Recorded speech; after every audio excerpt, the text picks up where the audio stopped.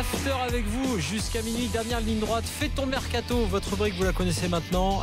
Nos supporters deviennent le temps d'un soir directeurs sportifs de leur club. Ils vendent, ils achètent, ils nous proposent une politique managériale de recrutement, un système de jeu s'ils le veulent.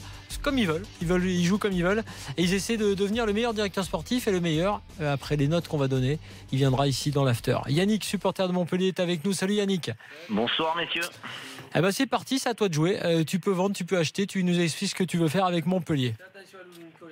Ouais, je vous inquiétez pas. Alors donc tout simplement, on va commencer par déjà mettre en place la politique du club. Bon déjà c'est une politique sportive au niveau des résultats. C'est les résultats de l'année dernière, donc 15e, étaient vraiment pas satisfaisants, donc on a de quoi faire mieux. Donc c'est ce qu'on va faire. Donc nouveau coach qui va être là justement pourquoi ? Pour permettre à nos jeunes de s'intégrer à des cadres. Puisque cette année ça vous a pas échappé, on a gagné la Coupe Gambardella. Donc la Coupe Gambardella, on va essayer de s'en servir dans ces prochaines années pour valoriser donc notre centre de formation. La dernière fois que Montpellier a gagné la Coupe Gambardella, qui est sorti ? C'était Cabella, Stambouli et Belanda. Donc voilà, ça c'était les objectifs. C'est les objectifs sur la saison. Maintenant, par rapport au départ. Alors au départ, on a perdu Yacouba Silla et Mamadou Ndiaye qu'on n'a pas conservé. Aujourd'hui, Mathieu Deplagne est parti à 3. Donc c'est un joueur qui était dans la rotation de l'effectif, mais donc là on lui proposait plus de temps de jeu, donc il est parti. Mounier, il va partir dans les prochaines heures pour Huddersfield. On ne pouvait pas retenir un joueur qui a fait une seule saison pleine. On nous propose 13 millions. C'est sa première saison en Ligue 1. C'est pas possible. Riyad, très cher à Ali, qui va nous quitter aussi. Il suffit juste que quelqu'un. Et alors, à mon avis, il va partir à Leicester quand ils auront réussi à vendre Riyad Mahrez. Ça va faire un effet domino et je pense que c'est le profil idéal vraiment pour remplacer Riyad Mahrez. C'est beau. Dans les départs probables, on a aussi Jérôme Roussillon qui a fait 2 très bonnes saisons à Montpellier en latéral gauche. A priori, pour l'instant, il n'y a pas d'offre, mais à mon avis, ça devrait se faire jusqu'à la fin du mercato. Après, on a 2 cas un peu plus épineux, 2 joueurs qu'on ne souhaite pas conserver, mais qui sont encore sous contrat. C'est Geoffrey Jourdain et Kevin Berigo, tous les deux pour des raisons différentes. Bon, Berigo, c'est plus sportif, Jourdain, c'est plus une question vraiment de sa place dans le groupe. Et il y a peut-être une opportunité de vendre au Congrès, mais ça, c'est à lui de voir. Enfin, voilà, on en reparlera peut-être tout à l'heure. D'accord. Alors maintenant... Donc, est-ce que d'ailleurs tu récupères quoi sur les ventes là, les ventes additionnelles, on va dire ? Tu fais 13 millions sur Mounier, tu fais 13-15 sur Boudbouz. Ou sinon, ça devrait partir sur 6-7 millions. Donc, tu récupères quand même 35 millions. 30-35 millions maxi, quoi. Ouais, 30-35. Je suis optimiste pour Roussillon, mais je trouve que c'est un très très bon joueur qui est un peu sur sous-côté quand même. Alors, avec ça, qu'est-ce que tu fais ? Alors avec ça, ont été prolongés Pionnier, Hilton, Camara. Ça c'est pour le côté encadrement, vraiment, ce qu'ils vont amener. Donc déjà, on a commencé à faire signer des contrats pro aux jeunes de la Gambardella, avec Dimitri Berpont, gardien, et Koza, qui est le capitaine de cette équipe. On est en train de négocier donc les 2 attaquants, Amour et Taraoui. Ensuite, pour moi, ce qui est très important, c'est de blinder les contrats des jeunes joueurs qui ont du talent, c'est-à-dire Nordi Mukiele, Elias Kiri et Isaac Mbenza. Donc on va essayer au cours de la saison de les prolonger. Et cet été, par contre, on va essayer... Alors, il faut bien comprendre une chose à Montpellier, c'est qu'on a fait un gros mercato d'hiver l'année dernière aussi.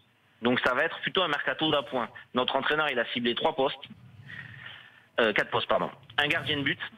Donc là, sur ça, on a un accord avec Baptiste René, sur un niveau contractuel. Maintenant, ça coince un petit peu avec Dijon, parce que Dijon demande beaucoup d'argent. Bon, moi, je suis pour personnellement qu'on le fasse à fond. Mettre de l'argent sur René, c'est important. Ouais, il faut, je pense. Si on a de l'argent, on a besoin d'un gardien, on l'a vu, ça nous a énormément pénalisé en fin de saison. 3 millions. 3 millions de demande de 3. Demande de Dijon, pardon. Dijon, ça vaut le coup. Voilà, bon. je pense que. Donc ensuite, on a Joanne Jourou qui a visité les installations la semaine dernière à Gramont. Il devrait signer début juillet. En tout cas, il nous a donné sa parole. Donc voilà, c'était vraiment dans la logique d'essayer d'avoir un cadre pour remplacer Vito Hilton. Malheureusement, les joueurs qui sont présents n'ont pas forcément donné satisfaction. Donc, de recruter un central. D'accord. En attaque, il va falloir remplacer Steve Mounier, bien sûr. Donc, les discussions sont assez avancées avec Nolan Roux, qui est, à mon avis, un très bon choix. Un joueur qui peut jouer dans la profondeur, dos au but, costaud. On garde tu peux un même le mettre sur un côté, parce que quand ils ont commencé avec Beric, ils ont fait jouer sur un côté, mais il est mieux dans l'axe. Donc on garde un œil sur Cheikh Diabaté, même si ça semble un peu plus compliqué. Et moi, à titre personnel, il y a un joueur que j'aime beaucoup et je tenterais bien de le faire venir, c'est Enzo Crivelli. Je trouve qu'il y a un très bon attaquant, jeune en plus. Qui était dans le viseur d'Angers, mais Angers a pris entre-temps. Ça sera plus cher. Ils ont pris entre-temps. Johnny, ils sont sur Johnny. Non, ils ont pris un attaquant, un 9. Ça va me revenir. Je vais vous dire. Donc Crivelli, Diabaté peut-être, Nolan Roux dans tes idées. Voilà. On récupère Casimir Ninga qui s'est fait les croisés l'année dernière, qui n'a pas joué sa deuxième partie de saison, donc c'est aussi quand même quelque part un petit recrutement. Très très bien. Pour l'équipe d'athlétisme ou pour l'équipe de foot? Non, Ninga il est bon. C'est bon. Il a des défauts, mais il est bon Ninga. Moi, je pense qu'il a tout donné au début. Je pense qu'on a tout vu. Possible. Non, il va revenir. On verra. Alors, après, il va revenir à Ninja. T'as pas terminé? Il me reste juste un poste, c'est le poste le plus critique, c'est celui où on a le plus de mal à trouver, c'est le poste de milieu défensif. Ouais. Moi, c'est assez compliqué, on a besoin vraiment d'un milieu défensif, un vrai 6, parce que Elias Skiri, c'est plutôt un milieu relayeur. Donc du coup, je sais qu'on est sur René Crime qui joue à Grenade, si je ne m'abuse. Moi, personnellement, je sais qu'il y a un club qui a besoin de liquidité en ce moment. Pour moi, j'irai chercher un joueur de tempérament qui va nous mettre de l'impact. J'irai chercher Yannick Cahuzac. Parce que c'est un bon joueur de Ligue 1. C'est une bonne idée. C'est une super idée. Et c'est un mec qui va t'amener avec Michel Derzakarian, ça va marcher. Et tu sais quoi? Je pense que Cahuzac hors de Bastia, je suis sûr qu'il serait un peu moins nerveux. En tout cas, c'est un pari. Un bon joueur. C'est un pari. Il faut juste prévoir les allers-retours TGV Paris-Montpellier le jeudi soir. Pour la commission de discipline. Je pense que c'est. On a le droit de vanner. Non, mais ça je pense que ça le ferait rire, Cahuzac. Non, c'est même pas ça. J'aurais aimé l'avoir, Cahuzac, parce que je suis sûr qu'il peut nous montrer autre chose. Je parle footballistiquement. Il veut montrer autre de Bastia. C'est pas un problème avec Bastia. C'est un problème, c'est que je suis sûr qu'il peut nous montrer autre chose que ce qu'il nous a montré. Je pense qu'il est le fait de jouer à Bastia, il faut noter l'ami Yannick. J'ai trouvé pas mal, moi. Pas mal, ouais. Ali. Moi, j'ai bien aimé parce qu'il a fait attention à son effectif. Il a fait attention aux Gambardella et aux jeunes, ce que ne font pas beaucoup quand ils ont leur budget. Ça, c'est une bonne chose. Et il a quand même les solutions par rapport au départ. Et sans vraiment même vanter des noms qui coûtent je ne sais pas combien d'argent. Je lui mets un bon 7,5. Ouais.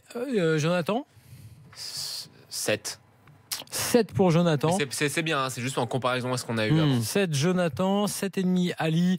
Et moi, je vais te mettre un 7,5 comme Ali, tu vois. Voilà, pour moi. Il est là, Yannick. Oui, je suis là. Là. Donc 7,5, t'es bien, t'as été bien noté. Bon, hein. T'as été bon, beaucoup d'idées. Et puis raisonnable, globalement. Non, voilà, par rapport à pas de folie. Je pense même qu'il peut te rester un peu d'argent après. Ouais, partir en vacances avec, si tu veux. Merci Yannick d'avoir été avec nous. Merci Yannick. Bonne saison avec Montpellier. On s'excuse juste auprès de Laurent. Je vous avais promis de faire Montpellier-MS, mais on est pris par le temps. Pas de problème. Comme on a beaucoup d'afters très longs, on peut. Laurent, on sera avec toi. Tiens, on va le prendre juste 2 secondes. Laurent, tu nous excuses et on sera avec toi demain dans l'after.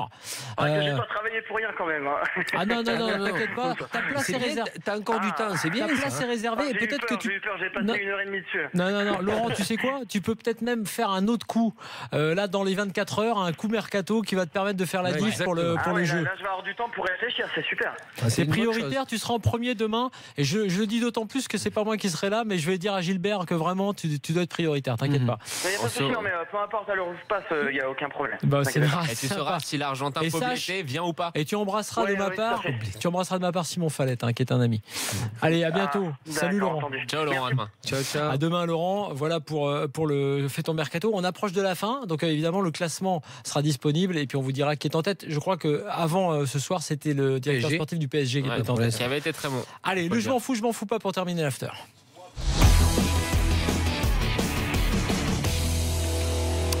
Bastia, on n'a pas trop parlé hier, on voulait juste vous le dire. Justement, BNCG, alors. Relégué de Ligue 2 en National 1, puisque c'est le nouveau nom du National. On rebaptise les championnats pour plus de lisibilité. Je suis assez d'accord. Parce que les gens qui ne connaissent pas le foot, ils ont National, CFA, CFA2. Quand tu as la Coupe de France, par exemple, que tu as les journaux télévisés qui parlent une fois par an de foot et qui te parlent de la Coupe de France et qui te disent un club de CFA2, les gens, ça leur dit rien.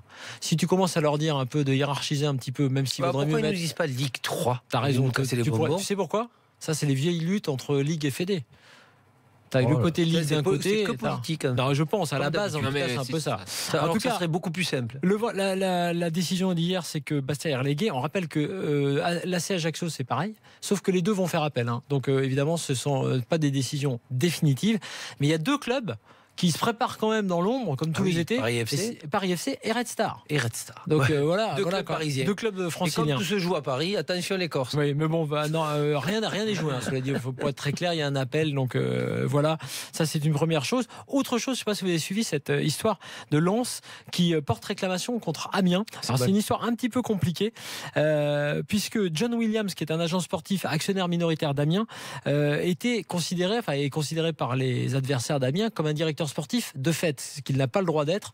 Et donc, à ce titre, Gervais Martel, pour Lens, et les Lorientais également, ont porté réclamation contre Amiens. Alors, beaucoup de gens sur les réseaux sociaux s'en sont pris à Gervais Martel qui a assumé l'idée. Il a dit je défends mon club.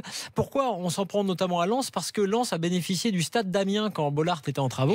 Et Martel répond en disant on en a bénéficié certes, mais on a payé la location. C'était un prêt payant, on va dire. Et donc il dit il n'y a rien je défends mon club. C'est les Lorientais qui ont prévenu les Lensois. Oui, exactement. Ça c'est malin. Voilà pour les infos du soir. Merci Ali, merci Jonathan. L'after revient demain. L'after ne s'arrête pas, vous le savez, dans tous les mois de juin. Et même en juillet, d'ailleurs on sera ensemble tous les soirs de 21h à 23h. Toutes les infos sont à retrouver sur rmcsport.fr. Et l'info principale en sport ce soir, c'est le titre de champion de France pour Chalon-sur-Saône en basket. C'était la finale de Pro A. Les Chalonnais ont battu Strasbourg pour la 5e fois consécutive. Strasbourg perd en finale de Pro A. C'est donc Chalon-sur-Saône de champion. Et Vanderlei Silva, Chelsonen cette nuit au Madison Square Garden. Ah, Silva il combat toujours? Vanderlei Silva. Vanderlei, c'est pas le même. Au Madison Square Garden, ça va être énorme. Ça marche, pas Thiago Silva. Allez, à bientôt dans l'after. Bonne soirée à tous sur RMC. Ciao.